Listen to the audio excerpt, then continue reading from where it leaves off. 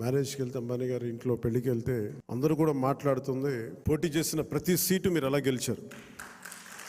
భారతదేశపు రాజకీయ చరిత్రలో ఇప్పుడు దాకా జరగలేదు. ఇది ఒక కేస్ స్టడీ అయిపోయింది చాలామందికి. ప్రత్యేకంగా మనం సాధించిన విజయం చాలా గొప్ప విజయం. ఇదే మనం దెబ్బతిన్న మన పరాజయం కానీ, మనం తిన్న దెబ్బలు కానీ ఇంకెవరన్నా తగిలిండుంటే కనీసం ఒక పక్షం రోజులు కూడా నడిపేవారా అని అనిపిస్తుంది. మీరు చూశారు, ఒక రాష్ట్రానికి ముఖ్యమంత్రిగా చేసిన వ్యక్తి ఓడిపోగానే అసెంబ్లీలు కూడా లేకుండా వెళ్ళిపోయారు.